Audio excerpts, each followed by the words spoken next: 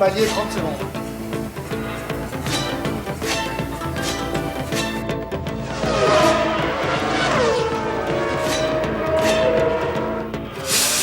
Relâche. Allez. Hop. Allez.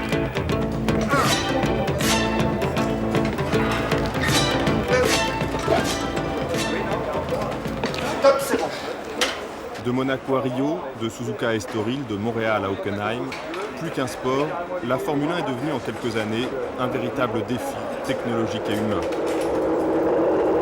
Pour réussir, les écuries ont besoin d'argent, de beaucoup d'argent, afin de bénéficier des dernières innovations concernant les moteurs, les freins ou les suspensions.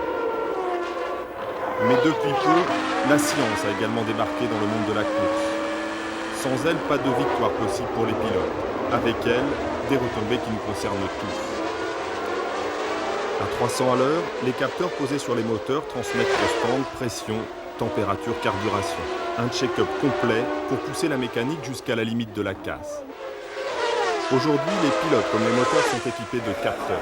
Rythme cardiaque, respiration, stress, la machine humaine est décortiquée. Désormais, les recherches sur l'homme intéressent toutes les écuries. Les voitures vont de plus en plus vite. Donc chaque fois qu'on gagne une seconde sur un circuit, le pilote, lui, souffre un peu plus parce que ça va de plus en plus vite. Donc il a moins de temps pour respirer, moins de temps pour freiner, plus d'efforts dans les virages. Donc on recule petit à petit les limites de résistance du pilote.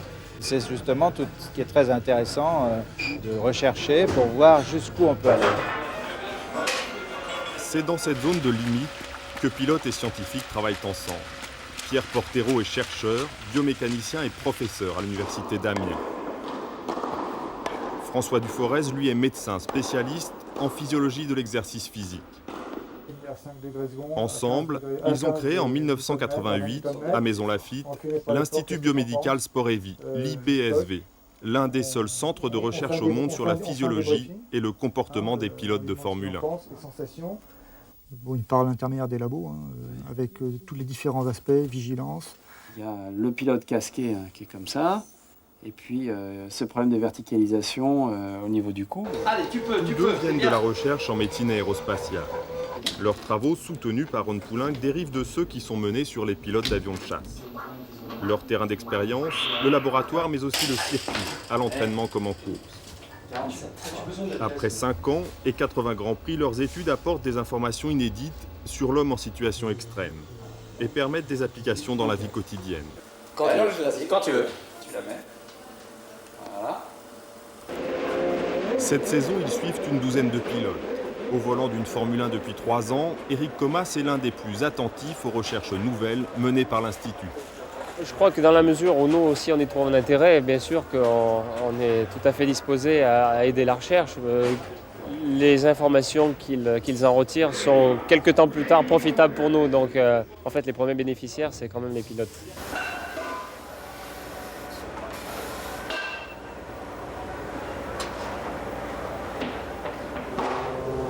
À Suzuka, dernier Grand Prix du Japon, les tests réalisés pendant les essais portent sur la mesure du stress.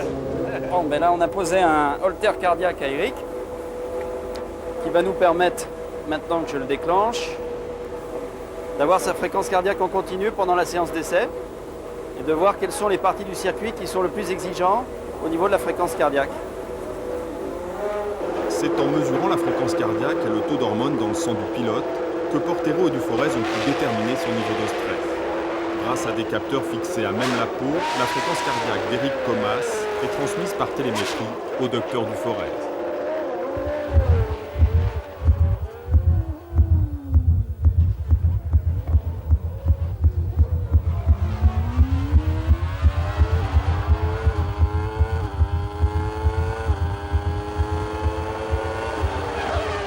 On a un enregistrement qui permet seconde par seconde de se trouver sur le circuit.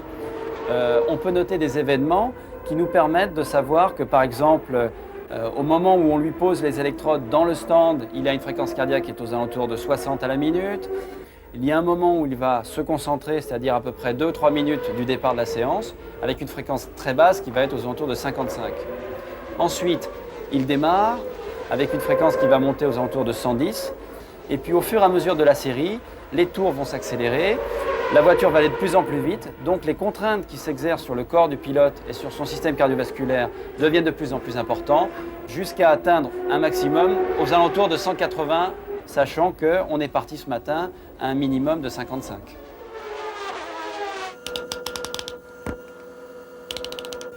Allez, c'est parti. La deuxième partie de 30 l'expérience secondes. a lieu en laboratoire à Maisons-Laffitte.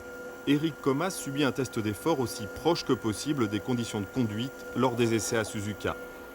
Résultat, 130 pulsations minutes en laboratoire contre 180 en course. 2 minutes. Le stress augmente le rythme cardiaque. L'analyse C'est aux du taux alentours d'hormones de dans le 22 sang minutes, je te dis. complétera scientifiquement cette information. Mais tu vois, ça donne une bonne reproductibilité. Hein.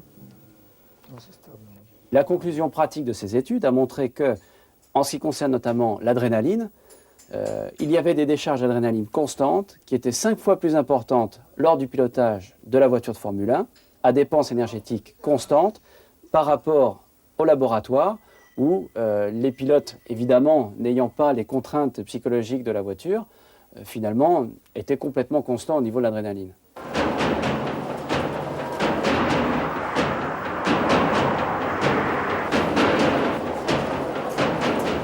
Violentes, les décharges d'adrénaline épuisent nos réserves énergétiques et font chuter la vigilance. Elles augmentent aussi les risques d'infarctus. L'adrénaline, c'est précisément l'une des hormones du stress. Et dans ce domaine, les pilotes de Formule 1 ne sont pas seuls sur le circuit.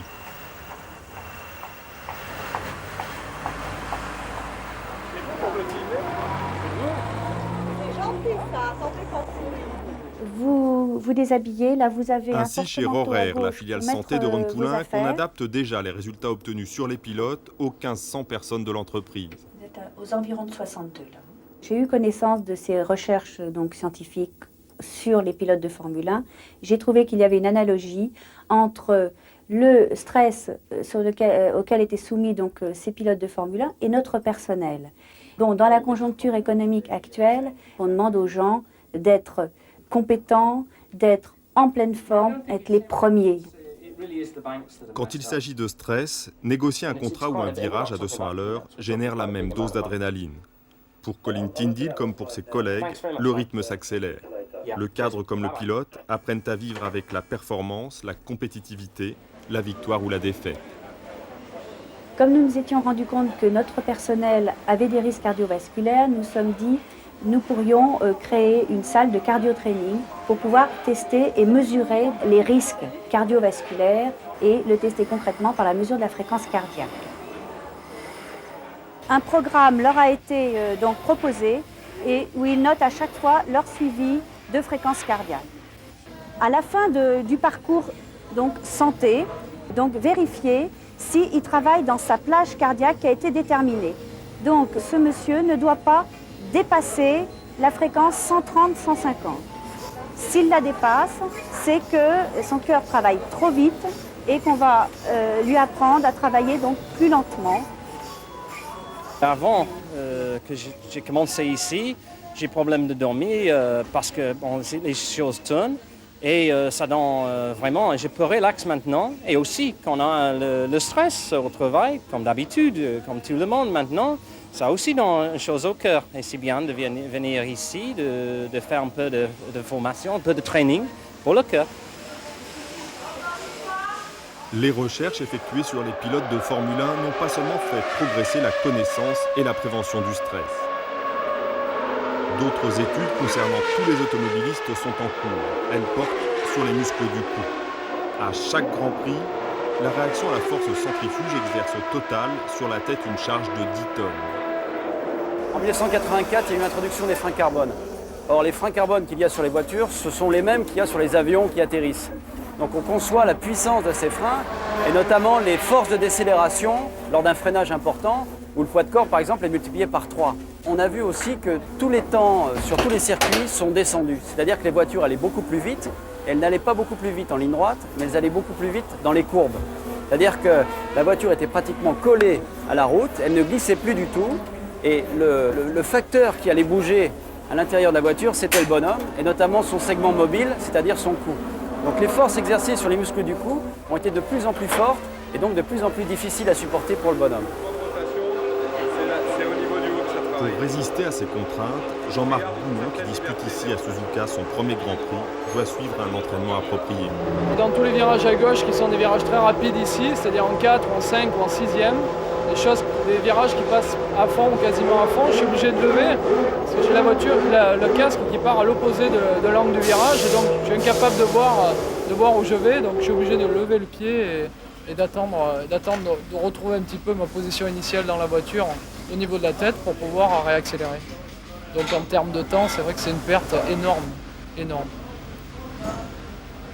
donc là cet après-midi, je vais partir avec un casque plus léger pour essayer de trouver des solutions et m'attacher aussi mon casque avec l'épaule, de manière à ce que ça me fasse le moins mal possible. Allez. Au laboratoire, Allez. cet appareil va servir à mesurer la tension des muscles du cou. Allez. C'est bien. Allez. On a de chaque côté 27 muscles environ qui travaillent et qui sont soumis à des cycles d'accélération transversale importants et de décélération au freinage. Et donc, on a pu mesurer, caractériser les populations entre la Formule 1, des pilotes de chasse, des sujets témoins ou encore l'équipe de France de bobsleigh. Et on a mis en évidence qu'on pouvait développer ces muscles du rachis cervical par une adaptation à l'activité physique. Les retombées de ces recherches concernent tous les automobilistes, plus exactement leurs appuis-têtes. Jusqu'à présent, ils ne servent qu'à éviter le coup du lapin. Chez Renault, on mène les mêmes expériences et les mêmes analyses que celles faites sur les pilotes de Formule 1, en les adaptant aux conditions de conduite de Monsieur Tout-le-Monde. On va mesurer l'activité des muscles du cou quand le sujet utilise un appui-tête et essayer de voir quelle est la meilleure position pour que le sujet se fatigue le moins possible lors d'une conduite de longue durée. Ces électrodes vont nous permettre d'enregistrer l'activité électrique des muscles. Les chercheurs qui travaillent sur la Formule 1 sont une des rares équipes au monde à travailler sur les muscles du cou dans des conditions réelles de conduite. Conditions extrêmes pour les pilotes de F1, mais en conditions réelles de conduite. Donc c'est très important pour nous, puisque je dirais à l'heure actuelle, c'est les seuls gens avec qui nous pouvons avoir des échanges au niveau de l'information scientifique que l'on peut retirer des expériences qu'on mène.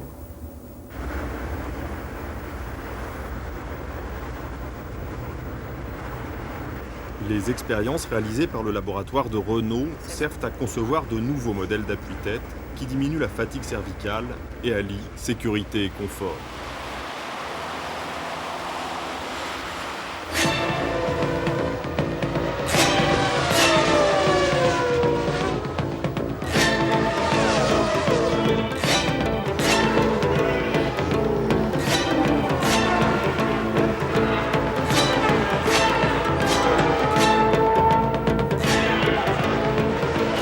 La réglementation impose des normes très strictes aux écuries.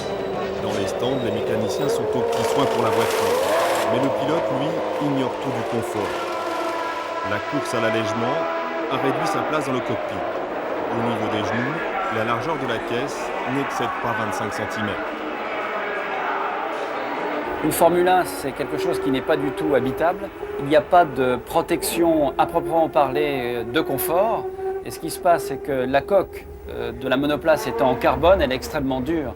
Et dans une succession de virages brutaux, les segments mobiles du pilote, qui sont représentés essentiellement par les genoux, vont cogner contre cette coque en carbone et cogner d'une manière tellement importante et tellement forte qu'on peut abîmer l'articulation, on peut léser la peau. À Maison Lafitte, l'IBSV a réalisé des moulages en silicone pour protéger les mains, les coudes et les genoux des 12 pilotes qui participent cette année aux recherches.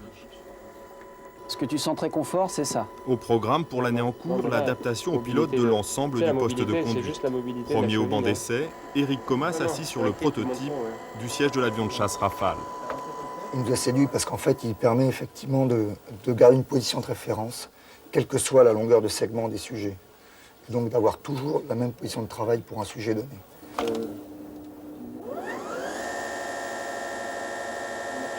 Là, tu as une vitesse de rotation à 270 pouces.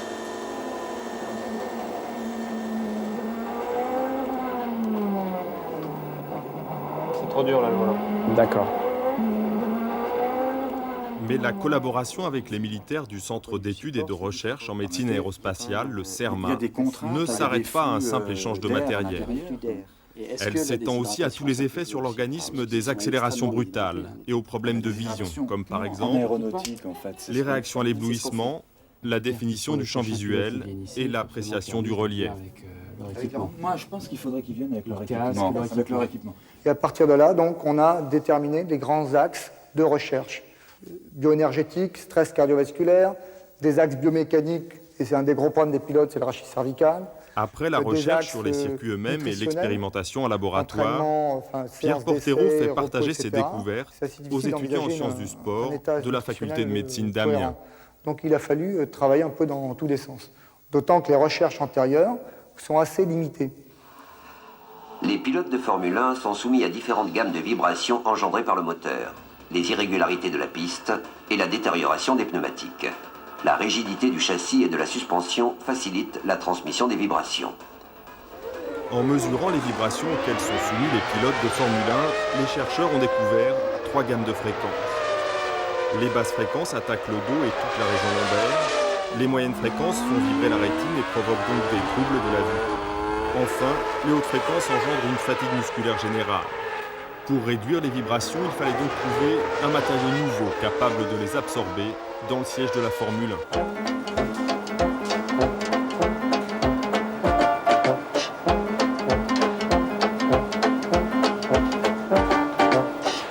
Quelques grains de silice, beaucoup de latex, en quelques tours de malaxeur, une petite entreprise de la Drôme a débarqué dans le monde plutôt fermé de la Formule 1. Cathy Polymère a su en effet répondre à la demande des chercheurs en inventant le katane. Ce matériau a des propriétés amortissantes extrêmement importantes et il absorbe les vibrations avec une très faible épaisseur, tout en conservant sa forme dans le temps. Suite à ces applications en Formule 1, nous avons développé de nouveaux marchés dans le ski, le VTT et même l'équitation. Le katane est placé entre le fer et le sabot, en fait non pas pour protéger le cavalier, mais pour protéger le cheval. Mais le katane n'adoucit pas seulement la vie des chevaux, il accompagne aussi nos pas. Grâce à ce nouveau brevet, la petite entreprise a pu attaquer le marché international de la chaussure, et pas seulement celui de la chaussure de sport. En France, ce sont les chaussures paragouttes qui sont parmi les premières à avoir mis du katane dans leurs semelles. Plus exactement, un produit dérivé, antidérapant, le katane. La semelle est un élément essentiel de la chaussure. Et la chaussure est un élément essentiel de la personne, puisqu'il est important d'être bien sur ses pieds. Et le katane est un produit qui apporte énormément de plus par rapport à toutes les gommes qu'on utilisait précédemment, notamment dans l'absorption de tout ce qui est les chocs, les aspérités, les cailloux, tout ce que le pied peut rencontrer sur une route. Et le katane absorbe toutes ces vibrations au lieu que ce soit la colonne vertébrale de l'homme qui les absorbe. Et c'est un plus essentiel.